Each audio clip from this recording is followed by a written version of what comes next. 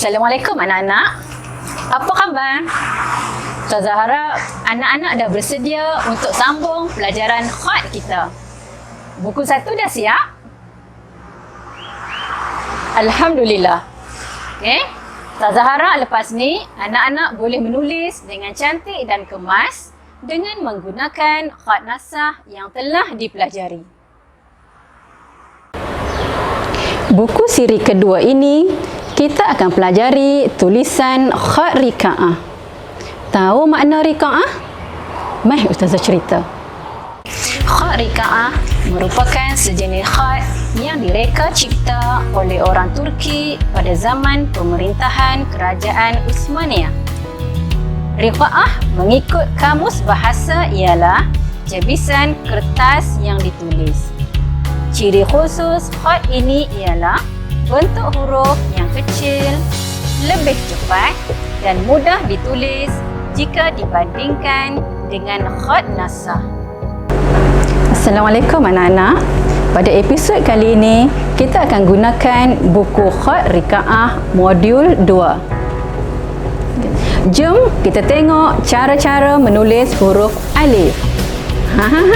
Sebelum tu, jangan lupa tulis hari dan tarikh. Langkah pertama, tarik dari atas ke bawah. Pastikan lurus. Kita teruskan dengan muka surat kedua. Ini ialah huruf alif yang terletak di awal, di tengah dan di akhir perkataan. Untuk menulis huruf ini, kita memerlukan 3 langkah sahaja. Jom kita tulis sama-sama. Teruskan menulis hingga habis. Jangan lupa hari dan tarikh. Langkah 1, langkah 2 dan langkah ketiga.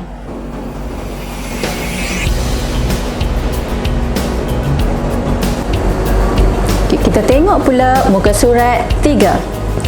Bentuk huruf ini boleh digunakan untuk menulis huruf ba, ta dan sa.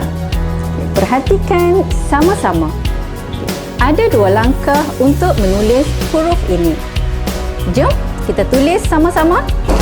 Langkah 1, langkah 2. Teruskan latihan sampai habis. Teruskan lagi dengan muka surat 5.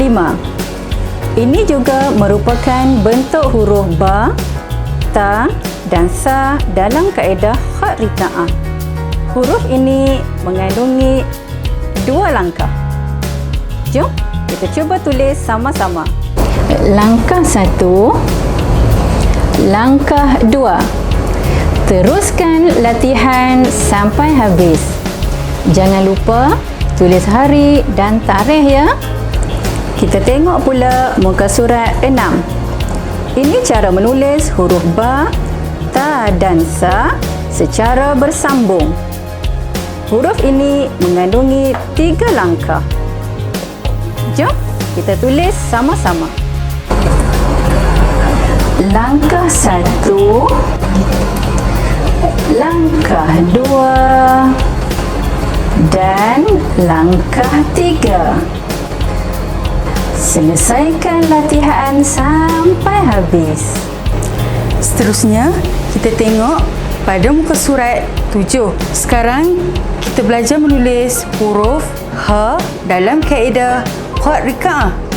Bentuk huruf ini juga digunakan pada huruf jim dan kha. Anak-anak, jangan lupa tulis tarikh dan hari. Untuk menulis huruf ini hanya memerlukan 4 langkah sahaja. Baik, langkah pertama. Seterusnya, langkah kedua. Langkah yang ketiga.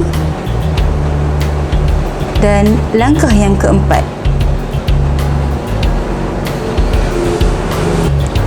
Anak-anak, mari kita lihat pada muka surat 8. Seterusnya, kedudukan huruf H secara bersambung. Anak-anak, jangan lupa tulis hari dan tarikh ya. Untuk menulis huruf ini hanya memerlukan 8 langkah sahaja. Okey, langkah pertama, langkah yang kedua, langkah yang ketiga, langkah yang keempat, langkah kelima, langkah yang keenam, langkah yang ketujuh dan langkah yang ke-8.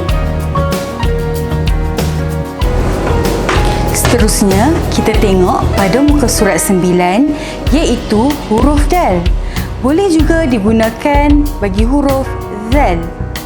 Terdapat 2 langkah untuk menulis huruf dal. Langkah pertama,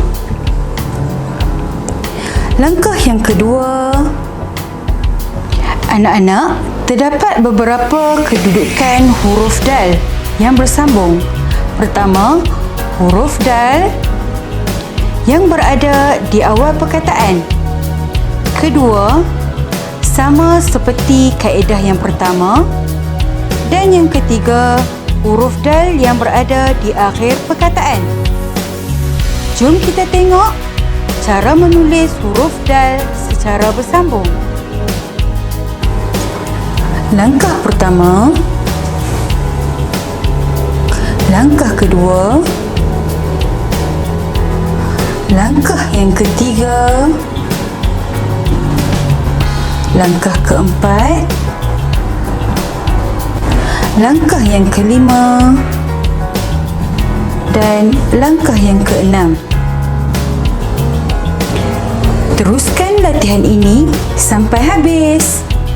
Anak-anak, siap tak lagi latihan sebelum ni? Okey, kita teruskan dengan muka surat 11 iaitu huruf ra. Apa anak-anak? Huruf ra. Anak-anak, terdapat beberapa kedudukan huruf ra yang bersambung.